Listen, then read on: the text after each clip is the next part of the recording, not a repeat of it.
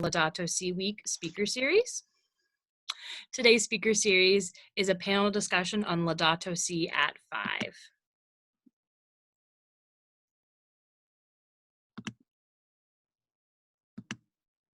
Got ahead of myself there. Today marks the last day of scheduled programming with the Office of Human Dignity and Solidarity, but Laudato Si Week continues until this upcoming Sunday, May 24th, and you can visit archchicago.org/Laudato Si Week for more information, particularly about the global moment of prayer that the Vatican has encouraged everyone to participate in. Some quick notes about our Zoom call this morning. All participants will remain muted throughout the call until later on when we move into breakout rooms. That way we can make sure we are hearing our panelists well, and that audio comes through. But if you have a question or an issue, the chat function will be available to you, so utilize that as necessary. So now we will begin with an opening prayer from Laudato Si. A sense of deep communion with the rest of nature cannot be real if our hearts lack tenderness, compassion, and concern for our fellow human beings. It is clearly inconsistent to combat trafficking in endangered species while remaining completely indifferent to human trafficking, unconcerned about the poor, or undertaking to destroy another human being deemed unwanted. This compromises the very meaning of our struggle for the sake of the environment. It is no coincidence that, in the canticle which St. Francis praises God for his creatures, he goes on to say, "Praise be you, my Lord, through those who give pardon for your love. Everything is connected. Concern for the environment thus needs to be joined to a sincere love for our fellow human beings and an unwavering commitment to resolving the problems of society." It is my great honor and joy to introduce our panelists this morning. Sister Pat Bergen is a spiritual director, retreat facilitator, and member, and former leadership team member of the Congregation of the Sisters of St. Joseph, a religious community of nearly 500 vowed Catholic women and over 500 lay associates. The Congregation of St. Joseph practices a spirituality that connects love of God and love of neighbor, including our common home. Eira Corral Sepulveda serves as clerk for the Village of Hanover Park, Illinois, and is currently a candidate for commissioner of the Metropolitan Water Reclamation District of Greater Chicago. Eira is running on a platform emphasizing environmental equity and inclusion. Celeste Flores serves as the Lake County Outreach Coordinator for Faith in Place, the Illinois affiliate of Interfaith Power and Light. Faith in Place mobilizes congregations around the state to create green teams, providing educational programming and support, and also engaging in advocacy opportunities in partnerships with other environmental justice organizations. Finally, Ryan Lents is the director of the Office of Human Dignity and Solidarity. OHDS supports the peace and justice initiatives for the Archdiocese of Chicago, including Care for Creation. Ryan also serves as a member of the leadership team for Chicago ROAR, a regional programming of Crossroads Anti-Organism. So many words this morning. A program of Crossroads Anti-Racism Organizing and Training. My name is Corinne Woodruff. I am a member of the Office of Human Dignity and Solidarity, and it is my honor to serve as the panel moderator this morning. To get things started off, I'm going to invite each of our panelists to spend a few moments beginning by sharing their perspective on Laudato Si at 5, and we will begin with Sister Pat Bergen. Thank you. It's wonderful to be with you. I'm a member of the Congregation of St. Joseph, and our mission is that all may be one. And we combined with 7 other congregations and made a promise to the whole earth that we would strengthen, heal, and renew planet Earth, because we knew where the earth is devastated, so are the people. Shortly after that, Laudato Si came out and called us to look at all life through the lens of integral ecology. And that brought us to make a direction statement regarding our properties. We had 6 properties across the midland of the United States, taking up a huge carbon footprint. And so we decided to invite an architectural firm to work with us to deconstruct those buildings and to put up assisted care buildings with LEED gold statistics and partly solar powered. But we knew that inside those buildings, we had to live sustainably. So we began to look at our life and take into account our eating, our buying, where we got our crops, our use of water and misuse of water, eliminating plastic, eliminating toxic cleaning agents. We formed a land policy, how we would deal with all of our land in an environmentally sound way. A vehicle committee, we had spirituality centers and awakened, wanted to run programs that awakened people to the worldview of oneness with God and all creation. And we have a ministry of the arts. Through arts, we transform consciousness. So with all of our endeavors, we have now announced to the world that we have cut down our water usage to 46%, our energy usage to 36%, our carbon waste 58%. We evaluate our heating and air conditioning every single day, and yearly we have a report on our carbon savings, and every employee, sister, and associate participates in that. And at our doors of our centers, we have a graph showing what's happening each day about our saving of trees, water, carbon. And so my perspective comes from my youth and a religious encounter with creation that I can't do otherwise but live this way. And that brings me to the end of my introduction.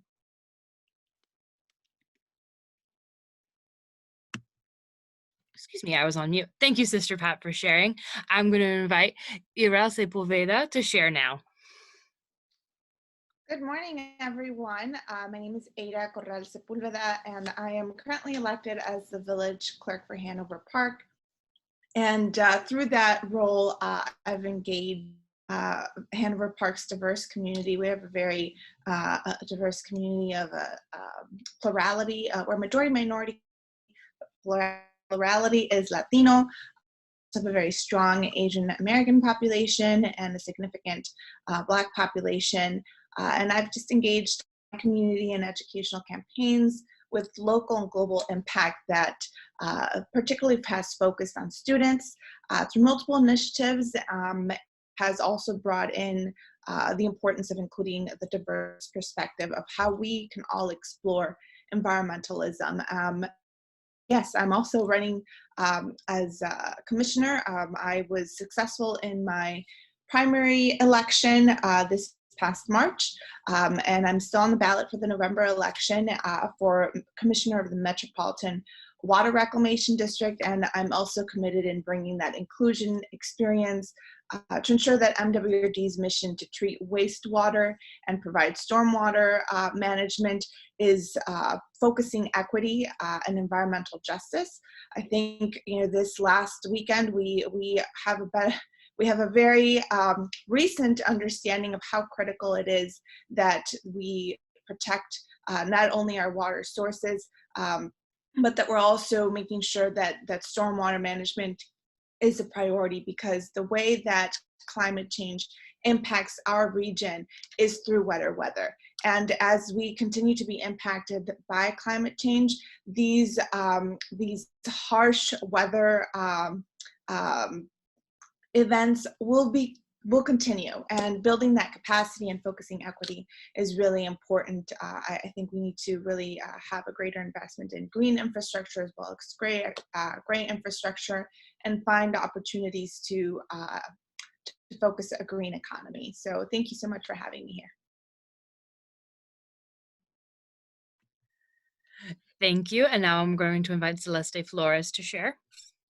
Yeah, so I was going to share a little bit about my perspective and my reaction to Laudato Si and how I've seen it transform my work and other stuff that I do. So really, I mean, the first thing that really caught my attention, I felt like Pope Francis was really calling us as people of faith through the gospel, right? To teach us about why we should be caring for our common home. Within the encyclical, he defines, tilling, keeping. He's reminding us that human beings were part of creation and we're not God, and how we're being called to live in harmony with all of creation and to really step up, right? To go against the grain of globalization, of consumerism. And for me in my work, I work in an environmental justice community. I live next to one. And I was, born and raised here.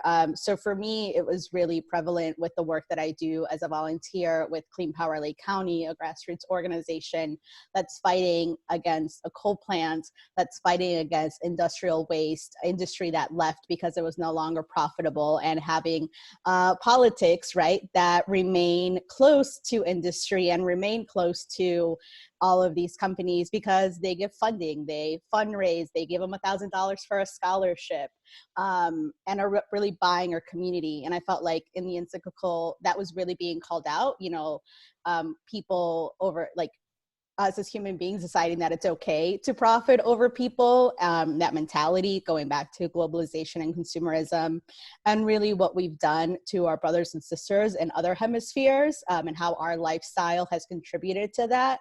And I think, a lot of more of this is starting to come up with environmental justice communities across the nation, but it's still not enough. And I really thought it was great that it was calling out the lack of respect and leadership from those most marginalized communities, that our voices and our authority and leadership's always undermined, and decisions are always made in this cloud that is not transparent. And he's really calling for that transparency, right? To give these communities ownership and for them to be the ones that go forth. And I think he doesn't say these words, but it really made me think of the nonprofit industrial complex. And I think nonprofits were set up to help communities and address needs. But I've always found it very difficult to work with nonprofits, even though that has been what my career has been so far.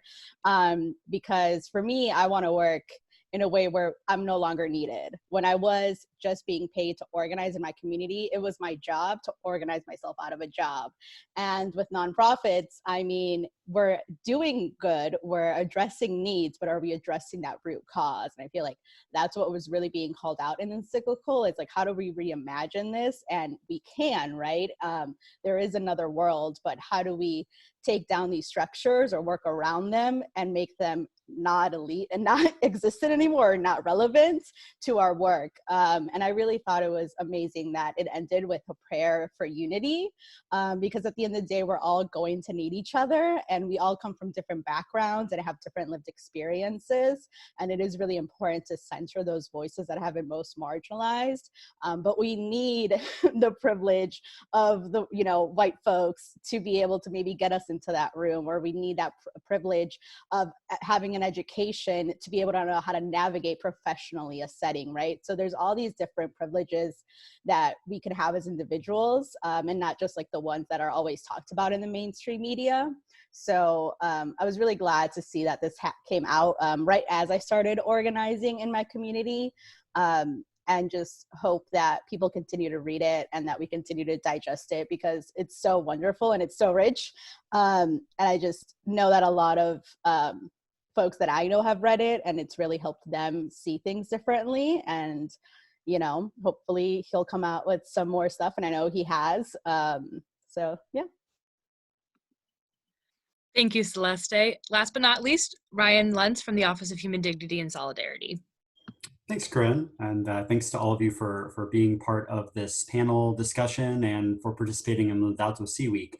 I guess where I'm kind of coming at this from, certainly growing up and having a passion for the environment, as I was preparing for this, I was just reflecting on all those trips to national parks growing up, and all the hiking and all the time I spent outdoors, especially in the summertime as a kid, certainly had an impact on me. I've been working in ministry for about 10 years, but my first career was actually that of a landscape architect. And I kind of traced this crooked line to where I am today in the Office of Human Dignity and Solidarity. And really, I think care for creation has just been a really important value of mine, and one that I've really resonated with throughout my life, not only in those formative experiences growing up, but after college, I had a chance to do a year of service in West Virginia in rural Appalachia. And what was really striking about that experience was seeing the abundance and the scarcity in a place like Appalachia. There's so many numerous beautiful natural resources, and the generosity and the hospitality of the people there is just overwhelming. But there's also a lot of systemic injustice. There's a lot of abject poverty. There's a lot of extractive industries there, and the people who bear the greatest brunt of the environmental degradation in a place like Appalachia often don't reap the benefits of those extractive industries.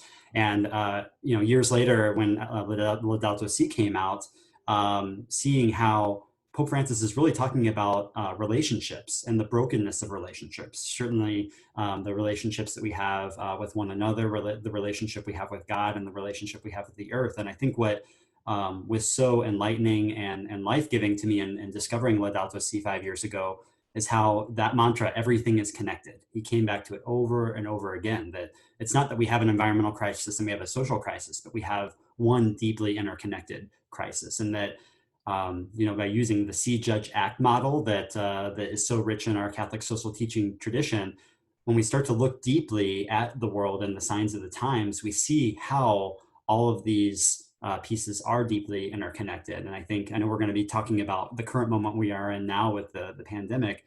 I think that it's certainly a timely encyclical, but I think it's one that we will continue to be unpacking for the next 50 years. Just the richness of it, and the how prophetic it is, and really laying bare how the throwaway culture that Pope Francis has talked about throughout his pontificate, how deeply embedded it is in our systems and our structures, and how others have already named that we need to be working towards the restoration of creation and the restoration of our whole society and our world. These things are all deeply connected. So looking forward to our conversation this morning. Thank you, Ryan, and thank you to all of our panelists for beginning to ground our discussion this morning. We will now be moving into a panel discussion, being able to bring all of our wonderful panelists into conversation with one another. So to begin, I think Ryan mentioned it, and you all mentioned it in a little bit. These times that we're in, as we all have heard, are unprecedented. And the 5th anniversary of Laudato Si comes at a time in our world where we're really seeing we're not just having an environmental issue, we're also having a social one as well. So I think to begin the conversation, how are we seeing, or what links are we seeing between Laudato Si and the environmental justice movement and all of its different facets, and the COVID-19 epidemic? And Celeste, I will invite you to kind of share any thoughts or feelings you have to begin. Yeah. So, I mean, in the work that I do, it's always felt like we already had a death sentence. 1 in 3 children in Waukegan have asthma or asthma-like symptoms, much higher than the national average. We've consistently gotten an F grade on our air quality from the American. And people that live in Waukegan have 10 or 15 years less of a life expectancy than those that live in Lake Forest, which is just a 20-minute drive down the river, or down the lake, not river, it's a Lake Michigan. And so, as we were seeing COVID really rampage and take over, here in Lake County, 1 in 8 Latinos are more likely to contract COVID-19. Waukegan has the highest rates, even though we're not the biggest city in Lake County.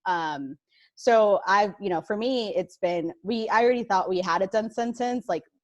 This is like sealing the tomb, right? Our elected, language is a huge barrier. I think a lot of conversations has been around COVID and the African-American Latino community, but not enough about how English is not everyone's native language. And it's not, maybe some people think it's like the language that we're supposed to all speak, but we don't have one, right? We don't have a national language.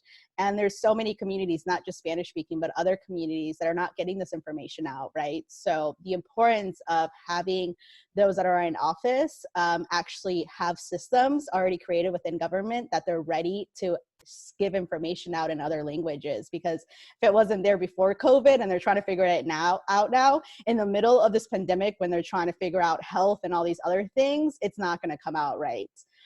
So I think COVID has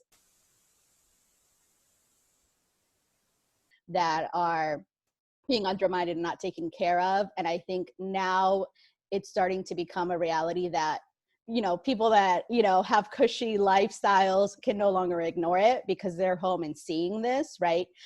They're seeing the death tolls, and they're seeing where that's happening, not only in Waukegan, but also Chicago and in New York and all these big cities. So I think it's more in our faces, and it's not going away. So hopefully we can address this so that moving forward, we do have a more just world and we don't just go back to the status quo. I could even. Oh, Sister Pat, you muted yourself. Thanks. I could even say that from the Oh, Sister Pat, you've muted yourself once again. very start, the Laudato Si says that where the environment is devastated, so are the people, and that God has created the world, writing into it an order and a dynamism that humans have no right to interfere with. In 2007, scientists from around the world alerted us to the fact that the COVID virus was a time bomb waiting to happen because of the human devastation of the planet and the ruining of the habitat of bats and other wildlife. And it went unheard.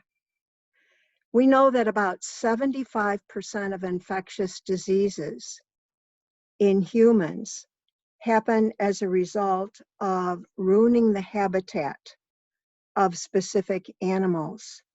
We know that climate change is a result of human intervention in the world order, the planetary order. And so we're really called to a great conversion. And this whole climate change is the main cause of migration across the planet as different sections of it turn to desert. And right now, the refugees are suffering from COVID, unlike the rest of us, because of the situation in which they have to live.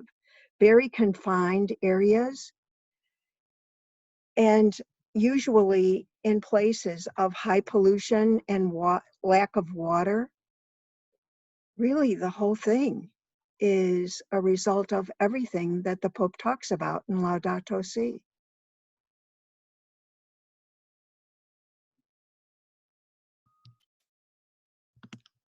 Yeah, and I think from the moment that we're looking at, we're kind of seeing there's been some talk of Laudato Si, COVID-19 being the great equalizer, when in fact, I think we're seeing it more as Eira said the other day, a great revealer. If you would like to kind of share some of your thoughts and perspectives on what it means for this to be a big revealing moment for our society. Yeah, you know, I think for me, in the very beginning, people started calling it the great equalizer. And I just, this is a quote that I shared on the Daily Herald earlier this week.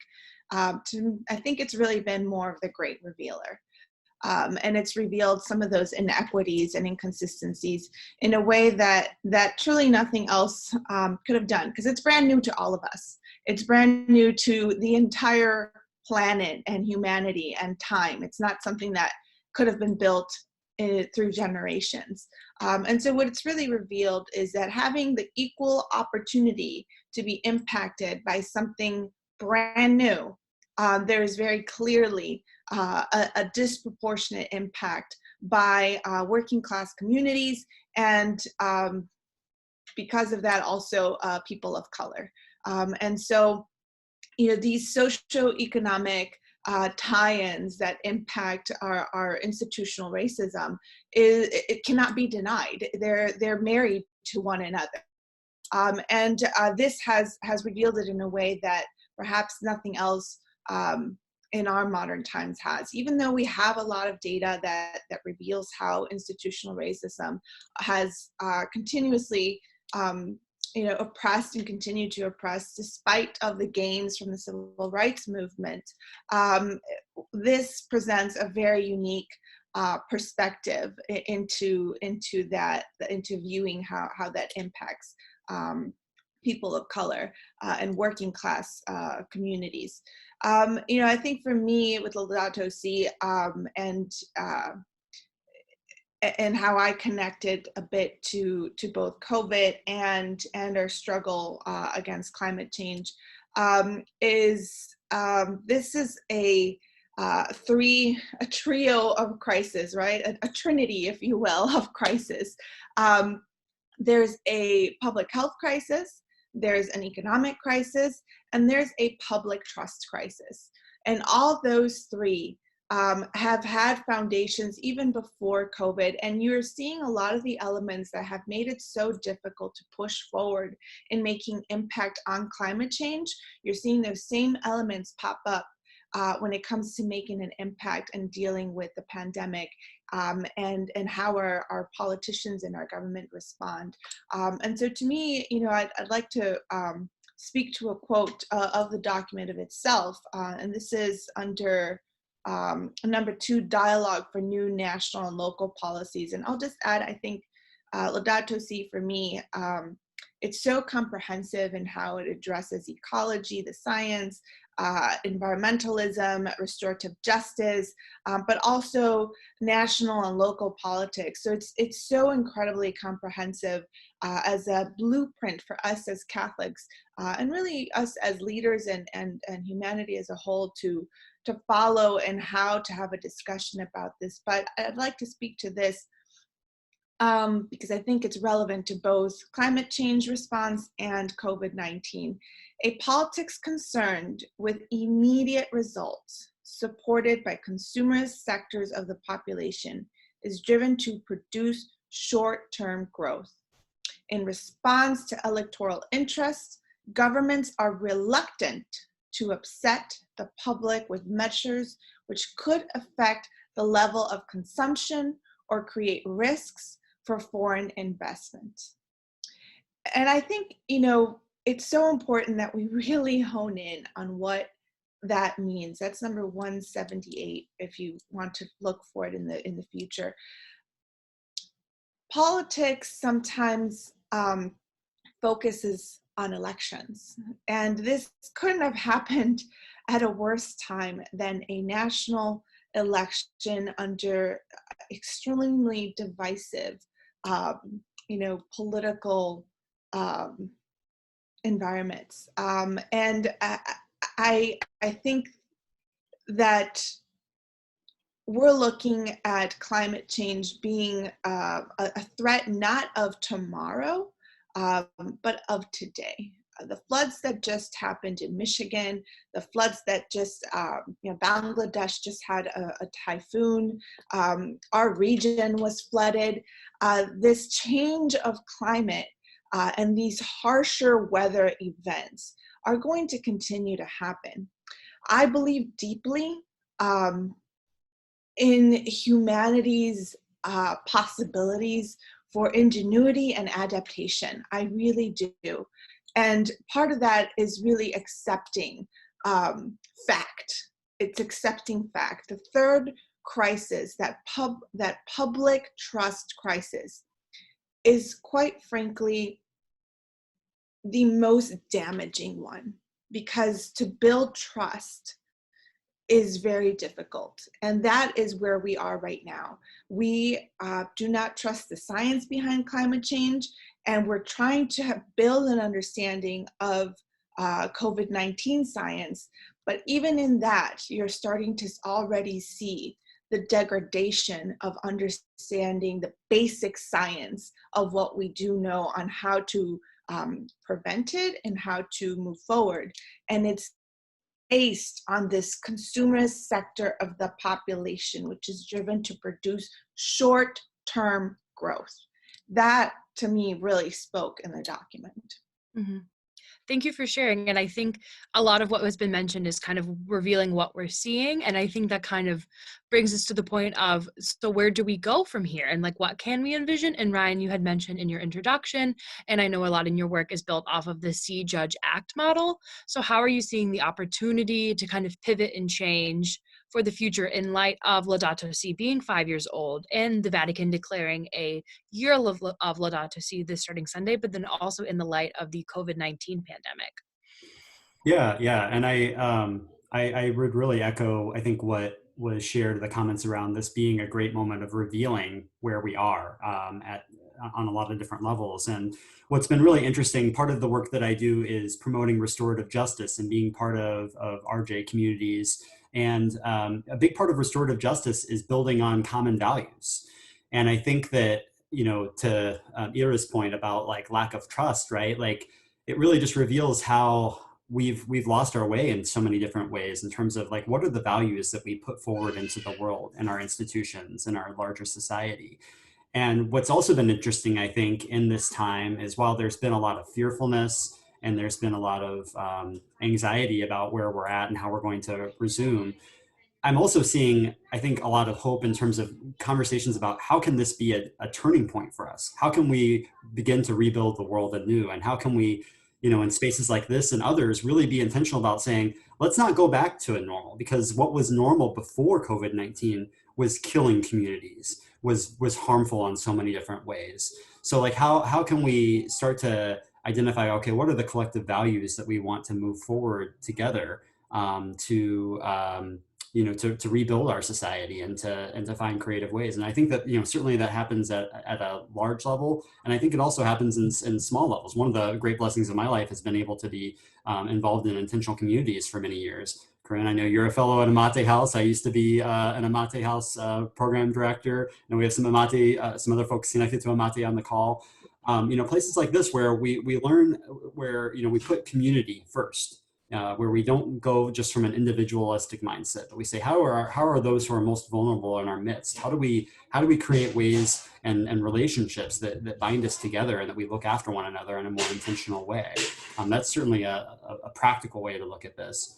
But I think it's also in like the recovery efforts. We say, okay, like who's being left behind as we look at efforts to reopen our economy? Like how can we put protections in place for our most vulnerable workers, those that we deem essential, but yet that we're not giving them the resources they need to be able to do the work that they do. And they're forced to make wrenching decisions about protecting their own health and that of their family and doing the work that they do. Or if a family member gets sick, how do they have protections that their job won't disappear if they have to take time off? One of our CCHD grantees here in Chicago is Arise Chicago, and they've been doing some amazing work about just protecting workers' rights in this area, and have been on the forefront of that. So I think we need to organize. We need to be deeper connected to these issues, and we need to be vocal. It's certainly with it being an election year, this is an election that has enormous consequences. But that's just one aspect of participating in political life and civil life. We need to be civic life. We need to advocate all the time. We need to have relationships with our public officials. We need to demand public policy that is actually putting forth the common good in a real way. I think just Orion, to add, I was going to say, just to add, I think really challenging ourselves as Catholics and our structure of who is in leadership and who's missing. I mean, Latinos make a significant part of the population of Catholics, and the lack of that. And we can talk about vocations and all these other things, right? But really, like, what is that connection we have with the community, so those communities can foster that vocation? But then also in return, I mean, if we're talking about environment and what's going to happen next, really talking with environmental justice communities and their leadership to know what kind of legislation or what kind of needs we need to push for, right? Both at a state, at a federal level. And I mean, as someone that is a practicing Catholic, I'm honestly really put off a lot of the times by the federal stuff that our bishops get behind, because I'm like, who are they having conversations with, and how are they okay with these bills and supporting these bills when I know that environmental justice communities across the country are opposing that, right? So sometimes we think we're doing good by supporting different things, but haven't had those authentic relationships or communications with people living on the ground and experiencing this day to day, to know if that bill is actually going to help us or if it's just a smokescreen, if it's just going to continue to help, people that are in power rather than giving power to people in communities. Right. I'd like to echo that. I think to me, being a Catholic in my youth was really a part of establishing a foundation of leadership. And the safe space that I had in my youth group, as a Eucharistic minister, as a lector, as a catechist, provided a lot of opportunities for personal enrichment, for spiritual enrichment, and also development. And so I think we're at a point where we have an opportunity to really connect to a new generation that really deeply understands this issue, and wants to activate on this issue. And so we have an opportunity to really connect with our youth. I had an opportunity to speak earlier this year, it seems like forever ago, at a conference, and it was a conference with hundreds of young people, college and high school, all across the country, but a lot of concentration in the Midwest. And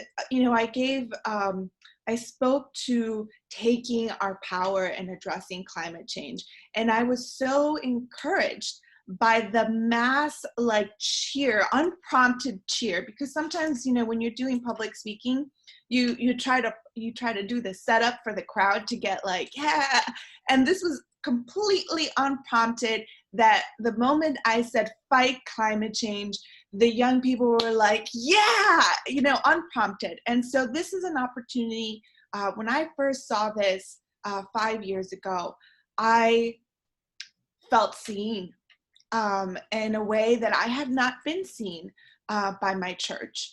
And I felt like a strong sense of hope, that maybe we could push forward in a new way in engaging conversations that have a global impact, but that can also have a local impact. That's been a lot of my work as leadership, how you can do local work with global impact. And this is it. This is an opportunity for us as a Catholic faith to start to rebuild some of that public trust that has been with a new generation. And this is an issue that I hope the leadership grasps and puts resources behind, developing youth leadership, and that equity is emphasized, because I come from a parish that really, struggles financially sometimes, and there's a lot of attention to creating community and fundraising, but sometimes the lack of resources available to my church make it very difficult to really focus on leadership development. And not all churches have the same resources. I've seen other churches where there's opportunity, and usually if you have a parish that's connected to a high school, you can really get those. But if you don't have that, it makes it very difficult for your young people to really access, even just a panel like this, being able to take it to these churches and have that. I know it's difficult now because we're all sheltering in place, but I think to have that emphasis is so important, that we start making very intentional decisions on how we allocate resources and how we really place an emphasis on equity, distributing those resources. Thank you. And Sister Pat, I'm going to give you the last comment of our panel discussion. To be cognizant of time, the discussion will be short, but after Sister Pat, we will be moving into breakout rooms, so there will be more opportunity for conversation and discussion amongst everyone. We just talked about leadership, and one of the things that the Laudato Si calls for is ecological conversion individually, but more important than that, community conversion, ecological conversion. And it talks about fostering a spirit of generous care full of tenderness, as well as entailing gratitude and gratuitousness. And I just want to say, through the educational system, the spiritual system, we're talking about a spiritual revolution that our church is called to communally. And it takes every single lay leader and clerical leader to begin to call us to that. For the sake of the future of our children of every single species, there is no time to waste. No pulpit should go without mentioning this. We're called to this. Every opportunity has to provide for us to fall in love with every single creature and come forth with the tenderest look, word, action, and the most gratuitousness of heart. There is no time to waste. Then we would recognize the laws and the bills that don't fit with this, and we would take action. We would be on fire. During this Pentecostal novena, this is the gift of spirit we need to be praying for. Thank you, Sister Pat, for that very powerful closing sentiment. So now we will be transitioning into breakout rooms. So we'll be breaking up into groups of roughly 10 individuals. And in those rooms, everyone will get the opportunity to talk to at least one of our panelists this morning. So as we get ready to move into those rooms, we're going to kind of leave you with 2 things to think about and then 2 things to share and discuss. The first being, what resonated with you from the panel? What challenged you? What spoke to you? What would you like to learn more about? And the second is, how are we, or how can we see ourselves collectively working together moving forward for the next 5 years of Laudato Si, the next 10 years? So kind of once again to reiterate as we move on, the first, what spoke to you from the panel? And then the second, how are you envisioning we can move forward? What work do we need to do? What work do we need to continue? And how can we kind of envision a better future? So Ryan will begin to move all of us into breakout rooms, and we'll be in those breakout rooms for roughly 10 minutes or so. And then afterwards, we will report back to this larger group. And then there will be an opportunity for people, if they wish to kind of share their group's reflection or something that spoke to them. We will have opportunity to do that. Okay, I think I have folks assigned, and you should move automatically, and then we'll give you about a 60-second warning when it's time to come back. Okay.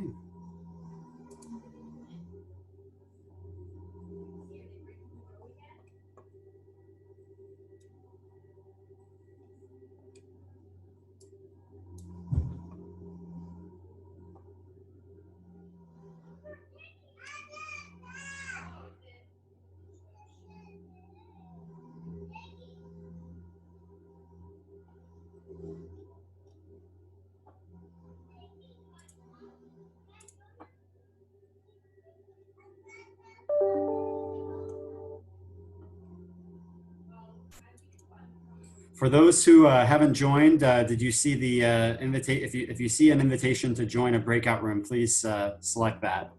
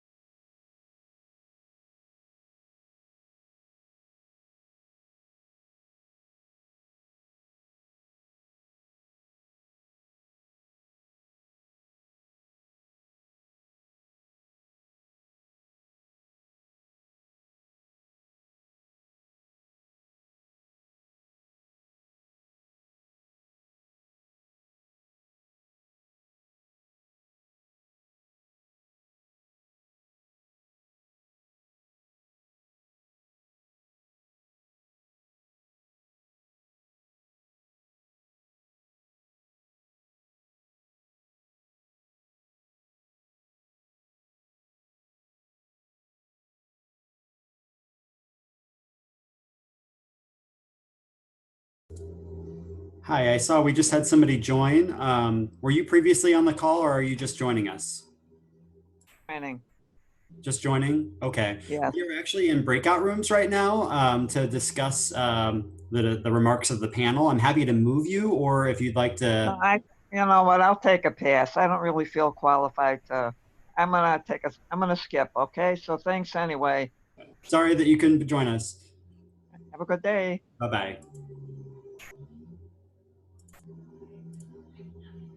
Said that was talking about number 178. Back together, at least I know in my specific breakout room, we could have kept talking for probably a couple more hours, which I'm very thankful for. So now we have some time to kind of report out and share different perspectives or what we had talked about in our breakout rooms.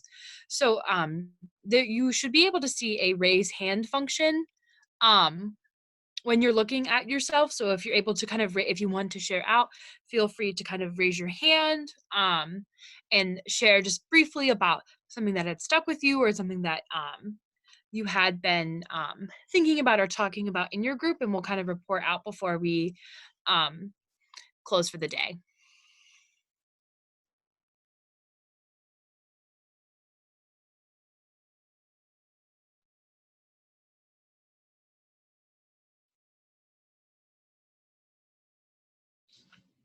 I see Louise raising her hand, so I'm going to unmute you, Louise. Oh, thank you. Go ahead, Louise. This really is not what we got from your talk, but this is something that came up and several people echoed it, and I didn't even bring it up, although I have brought it up before. But the frustration that we don't hear anything from the pulpit. You know, sometimes we feel we're such a small group in some of our churches where we have green groups, and yet you don't hear anything from above. We've talked about that before. That wasn't a positive, but that was a comment that came from our group. No, I think that's a really important comment to share, Louise. It's we as lay people, even we have some religious in this call, and Father Ed led a beautiful daily mass this past week where he shared about Laudato Si, and that was so important. But unfortunately, at times, like those are the exceptions and not the norm. So, and I think that in our institution, it's kind of like we as lay people are getting it, and even brothers and sisters belonging to congregations, but from our pulpits, how are we hearing that? And how can we continue to work with our pastors or our priests in the Catholic Church or other members of faith organizations so we're not just hearing this from the bottom up, but it can be both directions. So I just wanted to give a little shout out to Father Ed for doing the good work. If you weren't able to attend that mass on Monday, we can get you the link so you can watch it. It was beautiful. What is Father Ed's parish? I unmuted Father Ed so he can share. Hi, everybody. I'm here at St. Peter's in the Loop, but I was I did the mass for the Archdiocese, so it's still on the website. You can go to, but it's no big deal. I mean, I agree with you. I think we should speak more to this. And what one of the friars who lives here, Father Ed Taverdic, preached about this morning. He said, you know, the idea is now after 5 years, we're gonna really launch an action. Franciscans are all about this. You know, we want to move into action beyond prayer services. Let's get some action done. So I don't know what that's going to look like for preaching, but you know, the post-coronavirus world is much more aware of issues of disease and interconnectedness of creation and all the rest, and especially as I heard more than once today, the plight of the poor and how poor people are the most adversely affected by this. It's not a level playing field. It's still not. So everybody knows that.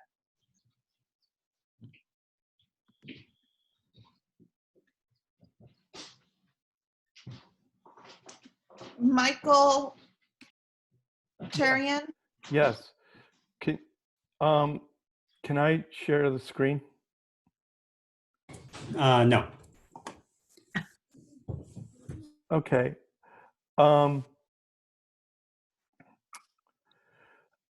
Well, I want to share that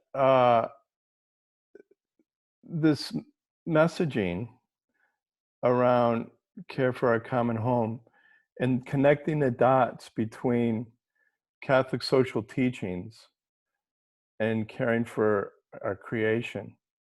And if you go onto the Archdiocese Care for Creation website, there's a card and it's put out by the USCCB, and it with this beautiful artwork by Sister Mary Southard, who's a sister of St. Joseph.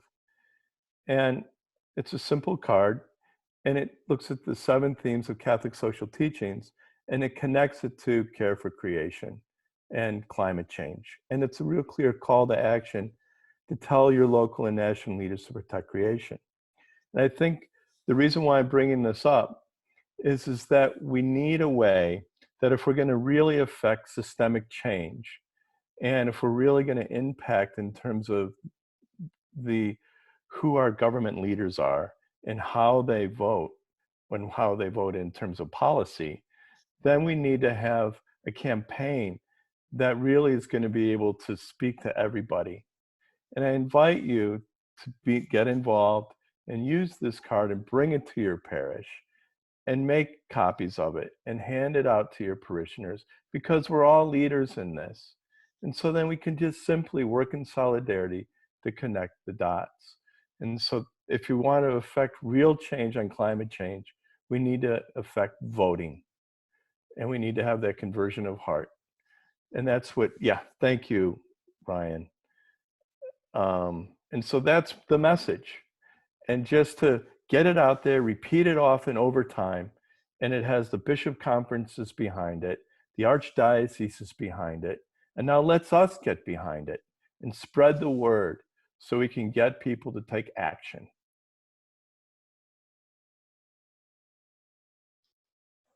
I would echo that sentiment and encourage you not get overwhelmed by the national politics of it. Sometimes it can feel like whether the current administration or the new administration, whatever happens in November and whatever happens in January when the new president is sworn in, there's a lot of opportunity for you to be involved at the local level and also create impact. And organizing at a local level is very tangible, and it's a good way to set a foundation. And I can tell you, so I ran for office county-wide in Cook County.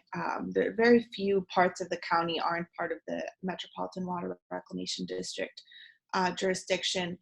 And it is incredibly challenging for people to pay attention to the race of the Metropolitan Water Reclamation District. It's such a long title. And so I can tell you that a lot of it was based on my working with other established campaigns. And not all of these campaigns necessarily had built capacity around climate change or environmentalist issues, right? So some of the more successful ones that do have that are, for example, the 47th Ward. They have a tremendous amount of interest and engagement, and it drives not just the issue, but it drives their political engagement. That's okay. I could have totally used like one person, just one person in one ward to say, hey, this is an important issue to me, and I'm going to make sure that in my polling place, I'm going to pass your palm card. And, you know, I'm not just saying that for me, but for any elected official that really has a position on green issues, just to have that one person say, I'm going to call 3 friends and we're going to cover 3 polling places. What are your top 3 polling places in either my township, if you live in the suburbs, or if you live in the city, in my ward? That would have meant everything to me as a candidate. And to me as a candidate, as a young woman representing a disenfranchised community, it was a huge challenge to take upon a county-wide race. And I worked every day. But you have that opportunity to engage in sending this postcard and taking it to just whoever your alderman is, or, you know, if you don't agree with your alderman, find another local state rep, senator, or if you want to participate at the national level, but just engaging in that one action is so incredibly powerful. So I do want to encourage you to take that action.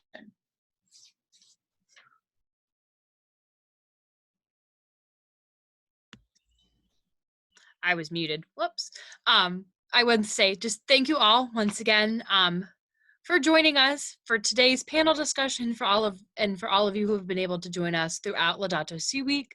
Thank you to our panelists. Sister Pat, Ryan, and Celeste had to jump off because she had another call at 11:30, which proves the good work is never done. But we are called to continue working and continue striving and continue building the kingdom of God. Like I mentioned at the beginning, if you're looking for different ways to get involved or other things you can do for Laudato Si week, you can visit archchicago.org/Laudato Si week for more information and more ways to get engaged.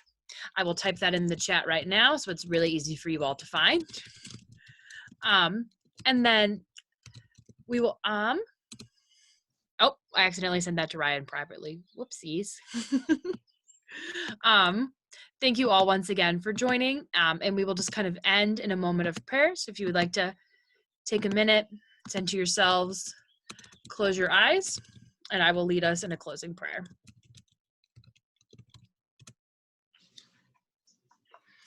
This prayer is actually about the spring equinox, but I think here in Chicago we can appreciate the movement towards warmer weather in this new season and the freshness and the newness and the renewal that spring brings.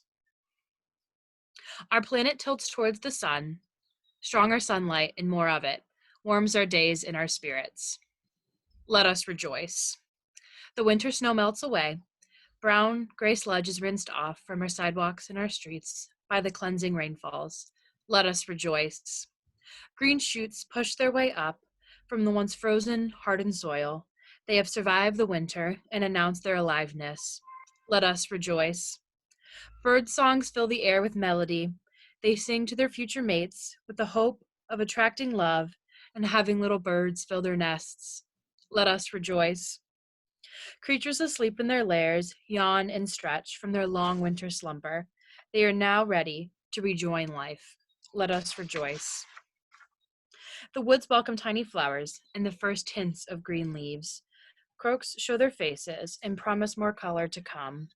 Let us rejoice.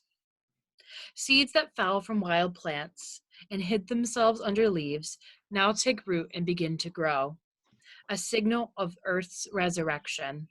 Let us rejoice. Children's voices echo and play, their hearty laughter drawing all who hear them into heartfelt happiness. Let us rejoice. People everywhere taste the freshness of spring's new arrival. Their grumpiness lessens, and their hearts grow lighter and freer. Let us rejoice. And let us truly rejoice all as we move forward from this call into our lives, remembering how wonderful our baptismal call is to love and serve God and to care for all of God's creation. Amen. Thank you once again for joining us. Amen. For Laudato Si week. It has been a truly, I say an honor and a joy all the time, but it truly has been an honor and a joy. And like as we go off, don't forget to visit archchicago.com/Laudato Si week for more information. All right. Thank you all and God bless. And just a special thank you to Corinne, who has been the glue that has held all of this together. She has been an amazing host for us this entire week. So thank you, Corinne, for your leadership and for your passion. We thank you so much. Hope you all have a blessed rest of your day and a blessed weekend. Take care.